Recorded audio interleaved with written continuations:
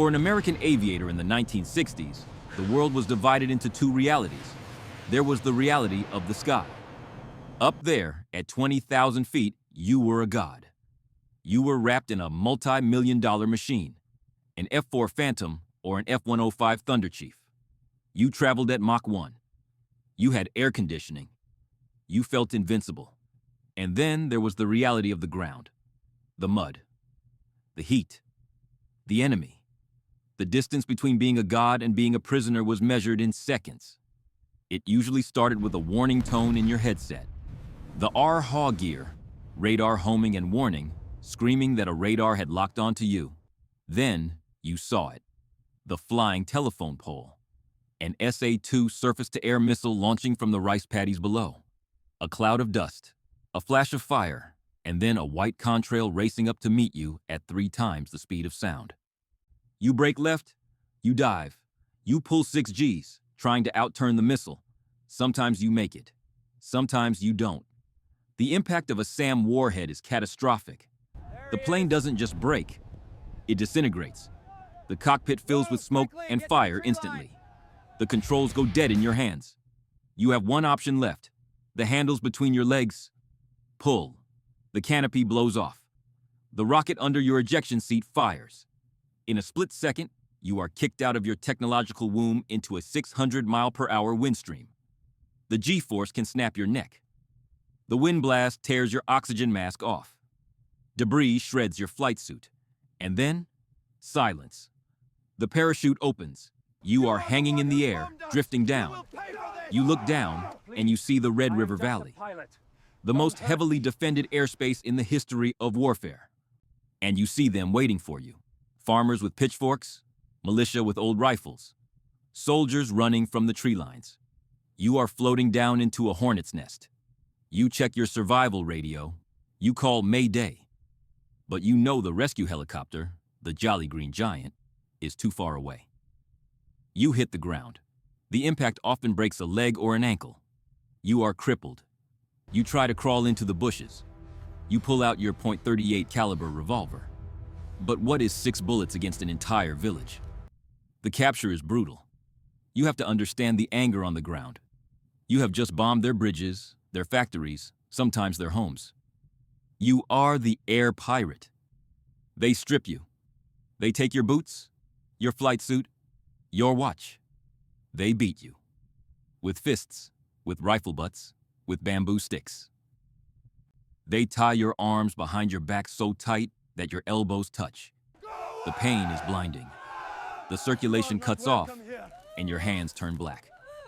They march you through the villages. It's a parade of humiliation. People scream at you, spit on you, throw rocks. You are dragged through the mud, naked or in your underwear, bleeding, broken. The god of the sky is gone. You are now just a piece of meat. You are loaded onto a truck. A blindfold is tied around your eyes. The truck bounces over bomb-cratered roads for hours, maybe days. You don't know where you are going. You only know that your life as a free man is over. Eventually, the truck stops. You smell the city. You hear the sounds of bicycles and horns. The tailgate opens. You are pulled out. You can't see, but you can feel the walls. High walls, stone walls. You hear the heavy iron clang of a gate slamming shut behind you. Welcome to the Hanoi Hilton. Hoa Lo Prison. The Vietnamese called it the fiery furnace. The prisoners with a dark sense of humor called it the Hanoi Hilton. Built by the French in the 19th century to hold Vietnamese revolutionaries, it was a dungeon of concrete, rusted iron, and broken glass. When you arrived, you weren't taken to a cell. You were taken to New Guy Village. Specifically, a section called Heartbreak Hotel. This was where they broke you. The interrogation wasn't like the movies. It wasn't a guy with a bright light asking questions. It was medieval. The interrogator, a man we often called the Bug, or the Rabbit, would sit at a table. He didn't want military secrets. He knew we didn't know the strategic targets. He wanted something else. He wanted your soul. He wanted a confession. He wanted you to sign a paper saying, "I am a criminal. I bombed schools. I am sorry. He wanted propaganda. And you are trained. Name, rank, serial number, date of birth. That's all you give. So the torture begins. They use the rope trick. It is simple and it is agonizing. They force you to lie on your stomach. They tie a rope around your ankles. Then they pull the rope up over your head and tie it to your wrists, which are bound behind your back. Then they pull. They bend your body backward into a bow shape. Your spine screams. Your shoulders pop out of their sockets. You can't breathe. The pain is white hot, encompassing your entire universe.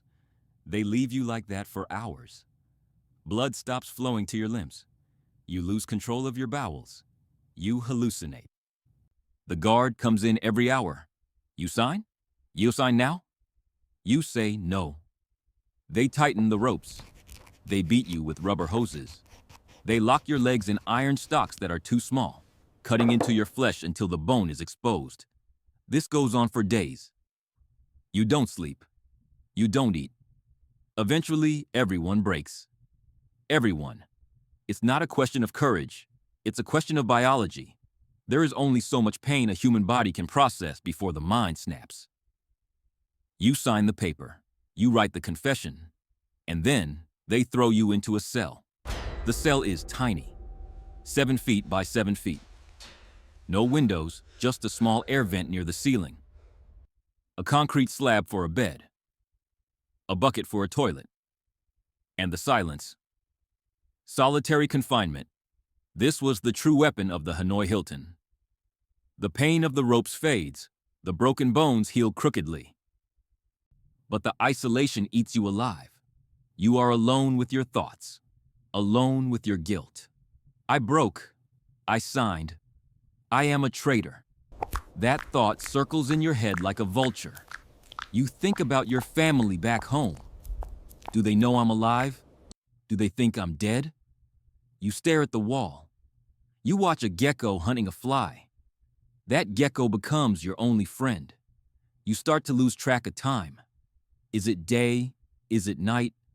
Is it Monday or Sunday? To survive, you have to build a world inside your head. One pilot built a house in his mind. Every day for 4 years, he would visualize laying the bricks, running the wiring, painting the walls. He knew exactly how many nails were in the floorboards. Another pilot played golf. He played 18 holes every morning in his mind. He remembered the smell of the grass, the weight of the club. If you stopped visualizing, if you stopped thinking, you would go insane. The NVA wanted us to feel abandoned. They told us, your country has forgotten you. You will die here. And lying there in the dark, hungry, sick with dysentery, covered in boils, listening to the rats scurry across the floor, you started to believe them. The North Vietnamese guards had a strategy. It was called divide and conquer. They believed that if they kept us apart, if they threw us into solitary confinement, the mint, and cut off all human contact, we would wither and die. They wanted us to feel like we were the only American left on Earth. They walled us up in stone. They forbade talking.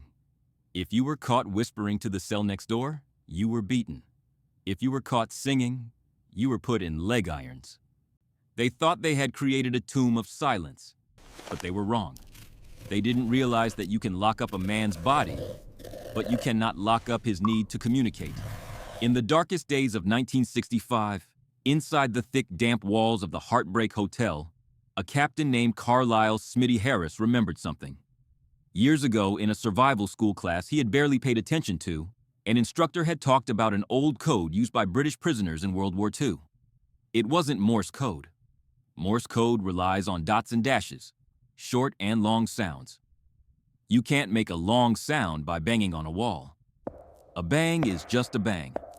So, Smitty taught the others the quadratic alphabet. It was a matrix. 5 rows, 5 columns, 25 letters. They dropped the letter K because C could replace it. The code was simple, yet brilliant. The first series of taps indicated the row. The second series indicated the letter. Tap, pause, tap. That's row 1, letter 1.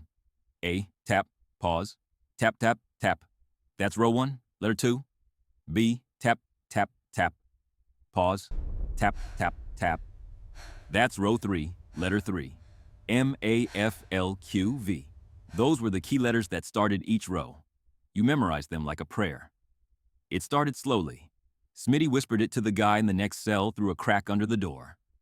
That guy tapped it to the next guy. Within a week, the code had spread through the entire prison like a virus.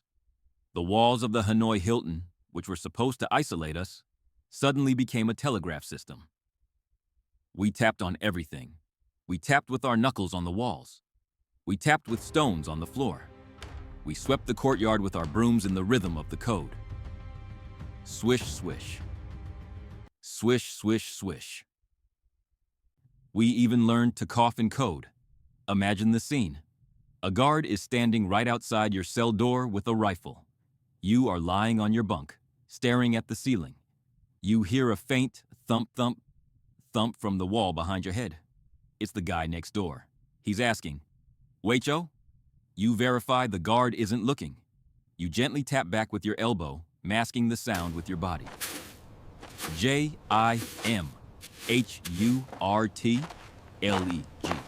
GBU. God bless you. That simple exchange, knowing someone else was there, knowing someone cared, was the difference between sanity and madness. The tap code became our lifeline. It became our oxygen. But it became something more than just chat. It became a command and control network. We established a chain of command. The highest ranking officer, no matter where he was held, was the boss. We called it SRO, Senior Ranking Officer. When Admiral James Stockdale, the highest ranking prisoner, was brought in, the code allowed him to take command of hundreds of men he had never seen. He issued orders through the walls. No confessions, no bowing in propaganda videos. Resist until you break, then bounce back. We developed a shorthand to tap faster. GN for good night. GBU for God bless you. DB for dope bag, news.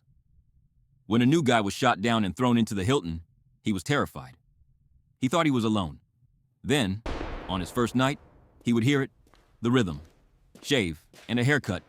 Tap, tap, tap, tap, tap, tap, tap. It was the universal greeting, the shibboleth.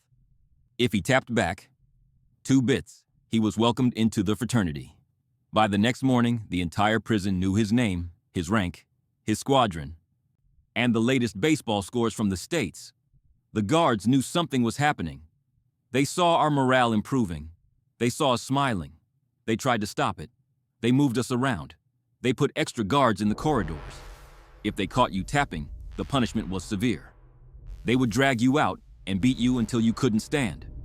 They would throw you in the Calcutta latrine cell with the rats. But we never stopped. We couldn't stop.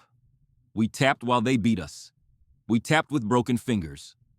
One pilot, who had been tortured so badly his arms were paralyzed, learned to tap with his forehead against the floor.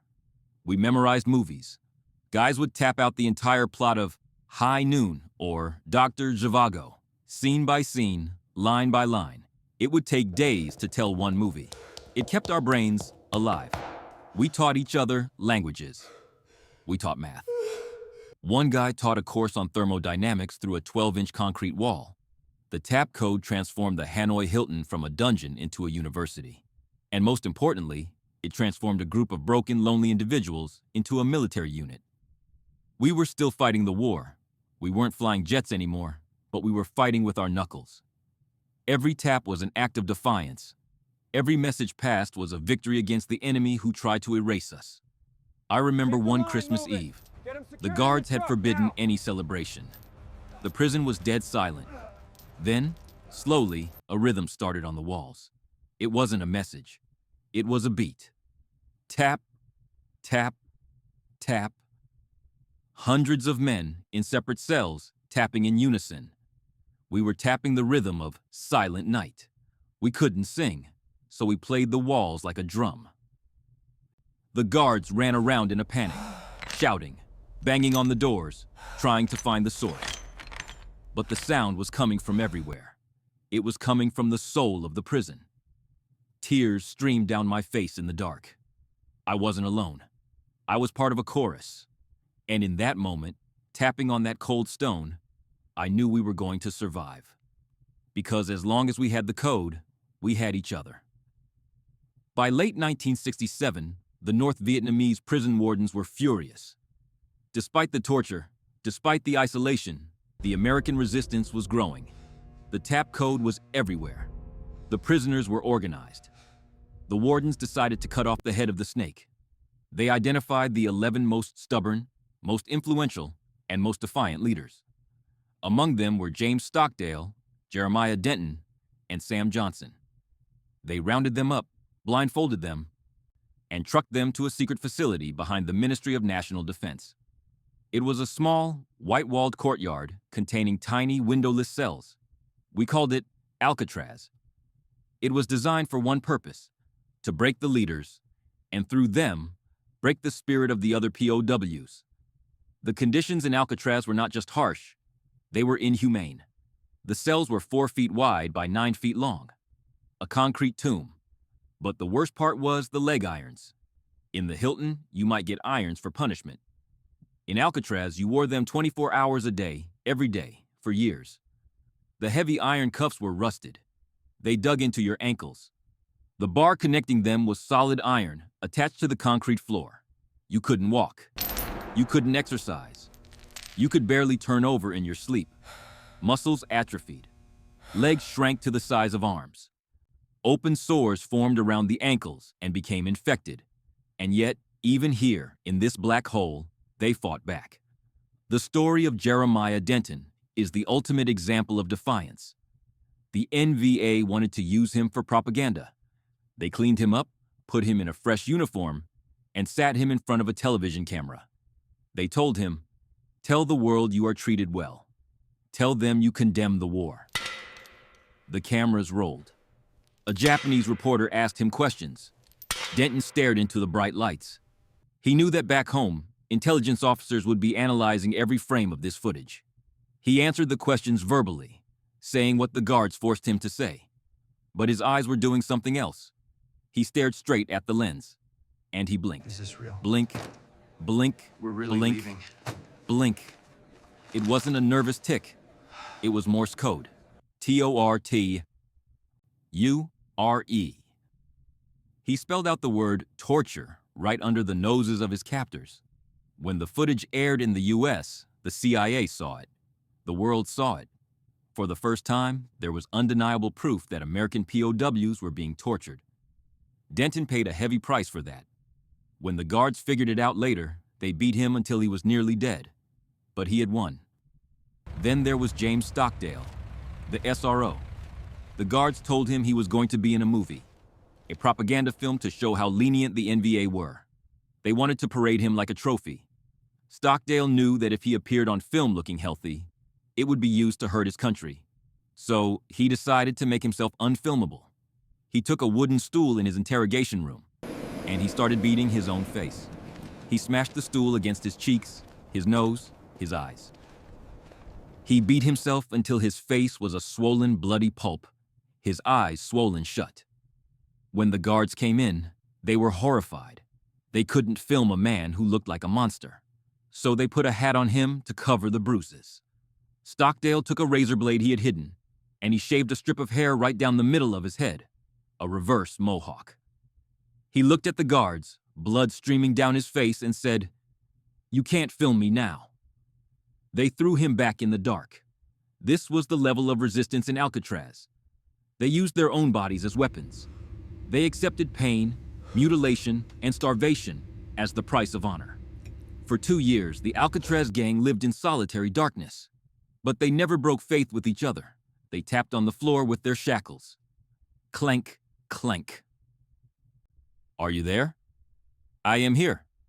Stay strong. They proved that you can chain a man's legs, but you cannot chain his will. January 1973. The Paris Peace Accords were signed. The news trickled into the prison. The guards stopped beating us. They started giving us more food, vegetables, even a little meat. They wanted to fatten us up before the cameras saw us. We were skeptical. We had been disappointed so many times before. "It's another trick," we whispered. But then they gave us clothes. Not the striped pajamas, but civilian-style windbreakers and trousers. They gave us toiletries. And on February 12, 1973, the buses arrived. We were loaded up, no blindfolds this time. As the bus drove through Hanoi, we looked out the windows. We saw the bridge we had bombed. We saw the people we had fought. It was surreal. We arrived at Gia Lam Airport. And there, sitting on the tarmac, was the most beautiful thing I had ever seen. A Lockheed C-141 Starlifter, a giant silver American bird with the stars and stripes painted on the tail. It looked like a spaceship from the future. We got out of the buses. We formed up ranks. We were thin, gray-skinned, and hobbling, but we stood tall. We marched toward the plane. There were NVA officers standing there, and American officers waiting to receive us. When Jeremiah Denton stepped forward, he didn't hug the American colonel. He saluted.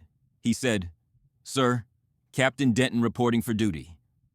Reporting for duty. After 7 years of hell, he was still a soldier. We walked up the ramp. The inside of the plane was cavernous. It smelled of disinfectant and America. Nurses were there, pretty American women. Some of us hadn't seen a woman in 6 years. We didn't know what to say. We just stared. The engines spooled up.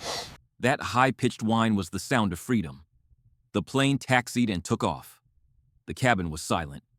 We were all holding our breath, waiting for a missile, waiting for the plane to turn back. Then, the pilot's voice came over the intercom. "Gentlemen, we are feet wet." That meant we were over the ocean. We had left North Vietnamese airspace. The plane erupted. Men cheered. Men wept. Men hugged each other. We tore into the box lunches they gave us. Candy bars, sandwiches, milk. We were going home. But home wasn't the same place we had left. We had been gone for 5, 6, 7 years. The world had changed. Miniskirts, long hair, hippies, anti-war protests. The Beatles had broken up. Man had walked on the moon. We were like Rip Van Winkle, waking up in a different century. We landed at Clark Air Base in the Philippines first, then Hawaii, then the mainland. The reunions were agonizingly beautiful. I saw my wife. She looked older. My children. My son was a toddler when I left. Now he was playing Little League baseball. He looked at me like I was a stranger. I had to relearn how to be a father, how to be a husband, how to sleep in a soft bed without waking up screaming. Some marriages didn't survive. Some men came home to find their wives had moved on, assuming they were dead. And the physical toll remained. Brittle bones from years of malnutrition, failing eyesight from the darkness, nerve damage from the ropes. But we had something that no one else had. We had the brotherhood. We, the POWs of the Hanoi Hilton, share a bond that is stronger than blood. We know what it's like to have absolutely nothing but your honor. We know that the human spirit is tougher than concrete, stronger than iron shackles. We learned that freedom isn't free. It has a taste, and to us, it tastes like a cold glass of milk on a C-141 flying east. Decades later, people ask me how I survived. I tell them about the tap code. I tell them, I survived because the guy in the next cell survived. We carried each other. War takes everything from you, but it also gives you the truth. And the truth is, you are never truly alone, as long as someone is listening for your tap. This has been the story of POW survival in Vietnam, a story of darkness, resilience, and the unbreakable will to return with honor. Thank you for listening to Beneath the Metal. Welcome home.